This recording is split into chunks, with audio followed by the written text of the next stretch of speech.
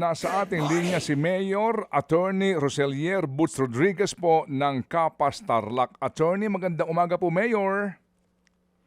Magandang umaga po, Sir Ted, at saka kay DJ Chacha at sa inyo pong mga tagapakinig. Magandang umaga po. Dakal pong salamat, Mayor. Dito po sa inyo pong pagbibigay po ng oras sa aming pong programa. At Mayor, kayo po'y sumulat dito po kay CEO Engineer Joshua Bingkang ng BCDA para po dito sa nababalita ngayon na Pax Silica Project. Ano pong adikain ng inyong liham, Mayor? Doon po sa aming liham, hinihiling po sana namin na magkaroon ng initial dialogue with BCDA tungkol po dito sa tinatawag na Pax Silica Project. Yes, sir. Can you expound, please? Ang laman po ng sulat ay gusto po namin maipaabot sa BCDA yung aming mga concern, yung mga issues namin dahil marami po kaming naririnig, nababasa, tungkol dito sa proyektong ito. At kami po ay hindi naman nakonsultahan dito. Kung kaya po hiniling namin sa BCDA na kung pwede, magkaroon po kami ng dialogue. Okay. So, kumbaga sir, panay na po laman ng balita ito na pag-uusapan na pero kayo ho mismo hindi pa kayo nakukonsulta o nakakausap man lamang ng BCDA. Tama po yun. Opo. Wala pong konsultasyon na nangyari tungkol po dito sa proyektong ito. At kami nabibigla na lamang, katulad po nung napanood ko noon, nung nagkaroon ng groundbreaking sa New Clark City, doon ko palang po nalaman na meron po palang ganitong proyekto na gagawin po dito sa bayan ng Kapas. Groundbreaking po ng alin? Nung Pax Silica po. Ha? As in... groundbreaking na balitaan po ninyo, napanood po ninyo ito. Sino pong present doon? Doon po sa napanood ko, nandun po si Engineer Jake Bingkang, at saka parang yung DTI Undersecretary, at saka po siguro mga embassy personnel po. Parang yun po yung mga nakita ko. Opo. Bagamat ang area na ito ay nasa ilalim po ng Bases Conversion Development Authority, pero po yung lugar na pinag-uusapan natin dito, Kapas Tarlac, ito po yung sinasabi na magiging site ng Pax Silica. Tama po. Opo.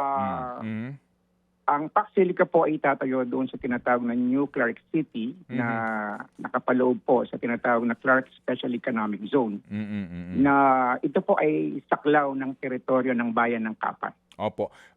Bilang pagrespeto man lamang po doon sa LGU na nakakasakop dito, mawalang galang lang, hindi man lang kayo naimbitahan sa event na yon? Hindi po, hindi po. Alright. Sa ilalim po ng batas, attorney, can you educate us kapag ho ba special economic zone ng isang lugar, gaya po ng ilang pong mga economic zone, halimbawa sa Bataan meron yan, sa Cagayan meron yan, kapag ho ba ganyan, meron ba silang autonomy na hindi maaari makialam ang local government doon na nakakasakop doon sa geographical location po ng economic zone? Generally speaking po, sa pagkakaalam ko, pag ang isang lugar ay nasa loob ng special economic zone, tama po yung term na ginamit ninyo, may autonomy po sila. So ibig sabihin po, hindi po kami pwedeng makialam sa administration na sakop ng special economic zone, katulad po ng New Clark City. Opo. Pero paano po dito, halimbawa, ang permits, no? Kasi kung kayo po sa Kapas, gaya po ng ilang LGUs, ay meron pong mga hinihingi ng mga building permit, sanitary permit, kung anumang mga permit. Dito po, hindi na dadaan sa inyo? Hindi na po. Totally po, walang anumang permit o clearance na kinukuha sa munisipyo po namin sa lahat po ng mga proyekto na ginagawa po sa New Clark City. Opo, pero sa usapin po ng halimbawa nga yung pangamba, yung environmental impact nito sa komunidad. Sa ganyan ho mga usapin, ano ho ang inyong tingin, attorney? Pwede na ho kayo makialam dito? Sa usapin po, nakalagay naman po sa local government code. Kung meron pong project ang national government na may posibleng environmental impact, Mm-mm. kailangan pong konsultahin ang concerned local government unit. At yun po sana ang gagamitin namin Mm-mm. na basihan para hilingin sa BCDA Mhm. na magkaroon ng komprehensibong public consultation. Ayan. Attorney, Mayor, amin po nakapanayam itong si President Bingkang ano po. At natanong namin siya. Opo. Oo, dito nga sa mga agam-agam ng iba na unang tanong ko ano ba itong pabrikang ito? May sinasabi siya na pag yun daw pong mga mineral na ating pong ina-export, no? Mga mining minerals na iyan, sa halip na ho na i-export, idadaan daw Opo. dito, ipoproseso, etc. etc. So ang tanong nga namin, paano yung waste disposal halimbawa, no? Oo. Hindi siya actually makasagot kasi nga mukhang wala pa talagang kaukulang plano, no? Pero natanong din namin siya na Opo. ito bang kumpanyang ito, kung sino man yan, ay mauobliga na kumuha ng environmental compliance certificate. Ang sabi niya, oo daw. Kasi nga dapat daw sumunod sa lahat ng panuntunan ng DENR. Sa ECC, as you know, Attorney, Mayor, ang ECC, isa Opo. sa mga requirement dyan, yung pagtanggap ng komunidad, ng pagtanggap ng lugar kung saan itatayo yung humihingi ng ECC. Dito ho sa usapin ng may autonomy itong BCDA, itong New Clark City, tapos lugar nyo ito, paano yung kaya? Sa usapin Opo. po ng ECC, paano pag hindi kayo kinonsulta dyan? Titingnan po namin kung ano ang hanggang saan po yung karapatan ng LGU namin tungkol sa usapin ng mga proyekto na nasa loob po ng New Clark City. Yun po yung titingnan namin.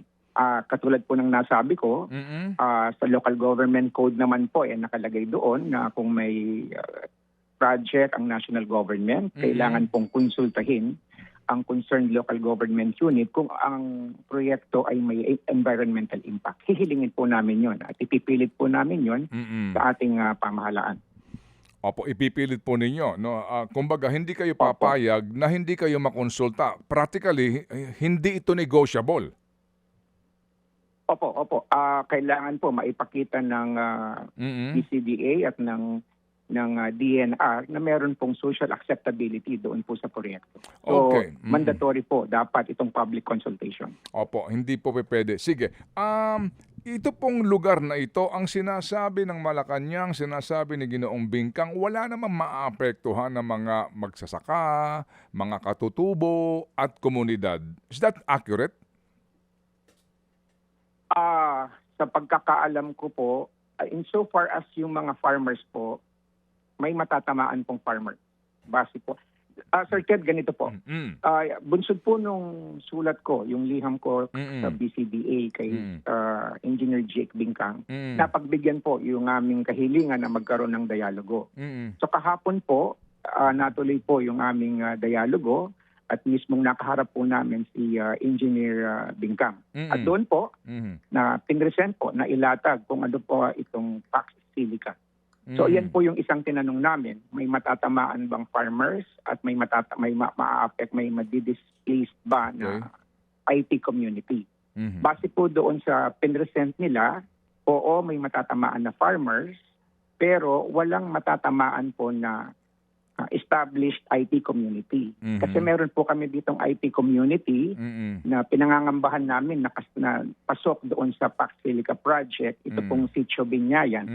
Pero doon po sa ipinakitang mapa sa amin, labas po yung Sitio Binyayan doon po sa Pax Silica project. Opo. So dito po sa lugar po na ito, no? Kung sakasakali po ba na sila po ay magsimula ng kanilang pong mga kung ano man pong mga gagawin diyan, no?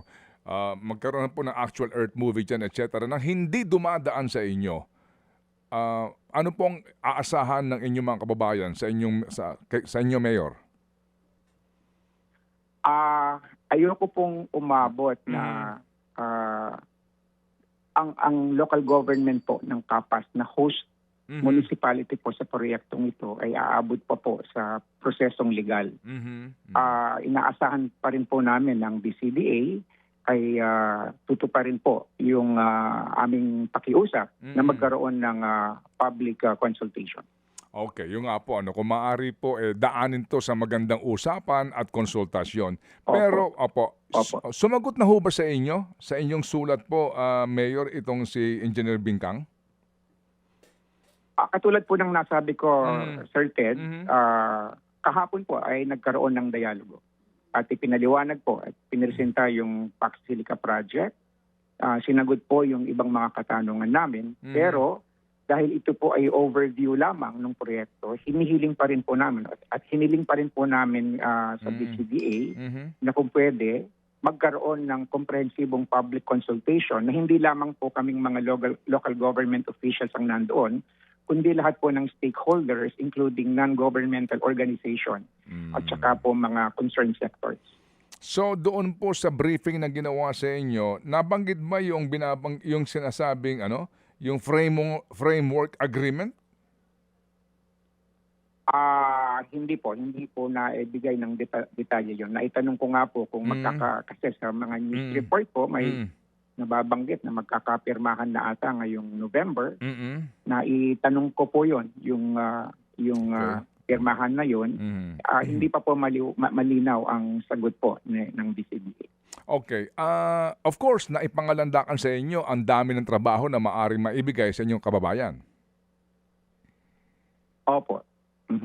Naniniwala kayo kaagad ron? Opo. Siyempre po, may reservations po kami kasi wala naman pong detalye kung anong klaseng trabaho, ilan yung magtatrabaho. Pero naipabot namin po sa kanila na kung sakaling matuloy po yung proyekto, ay mabigyan po ng prioridad ang aming mga kababayan, lalo na po itong mga farmers na maapektuhan. Opo. Sino po ang nag-briefing sa inyo, Mayor? Mismong si Engineer Jake Bingkang po ang nandoon. Okay. Nabanggit niya ba kung ano ang business model dito? Anong ibig sabihin ng business model, Sir? Business model meaning who will invest? Ito ho bang investor talaga magdadala ng pera o utang din sa Pilipinas? Wala pong ganong detalyeng nabanggit. Pagamat may nasabi pong mga ilang IT companies na posibleng pumasok. Okay, sige po. So, ano po ang sabi sa inyo? Kailan kayo ulit magtutuos po, Mayor? Ang hiniling po namin na bumaba sila dito sa bayan ng Kapas. Kung matutuloy po, yung ibinigay pong tentative schedule is next week po, Martes. Tuesday po, sa bayan ng Kapas. Gagawin po yung dialogue naman po, hiniling namin sa mga concerned barangay official. Okay. Kasi mukhang talagang itutuloy yata ito, no? Whether you like it or not. Ganun po ang ganun yata ito, no? Tutol ko hindi itutuloy talaga ito. Mayor, doon po sa usapin ng ECC, na-raise ba ito kahapon? Hindi na po nabanggit ang tungkol sa ECC. Pero ang sinasabi naman po lahat po daw ng regulasyon na kinakailangan ay pagdadaanan daw po ng Pax Silica Project. Okay, anyway, sige. So kami po aantabay dito, Mayor, at kami po kasama po ninyo, no? Opo. Na hindi po tayo maraming salamat po. Hindi ho tayo tutol nga sa development at oportunidad ng kabuhayan at kaunlaran sa ating pong bayan, pero yung pong concern lamang ng iba sa napakaraming issues po, tubig, kuryente, at maliban doon, yung environmental impact nito sa ating pong kapaligiran. Mayor, salamat po na marami, sir. Mga kapatid, patuloy po kayong tumutok sa 105.9 True FM para sa totoong balita, impormasyon, music, and entertainment. Mag-subscribe sa aming YouTube channel at podcast at sundan nyo kami sa Facebook, Instagram, X at TikTok sa True Network PH. Bisitahin din po ang aming official website, truefm.ph. At panoorin din kami sa True TV Signal, Channel 19. Kami po ang 105.9 True FM. Laging true sa'yo, kapatid.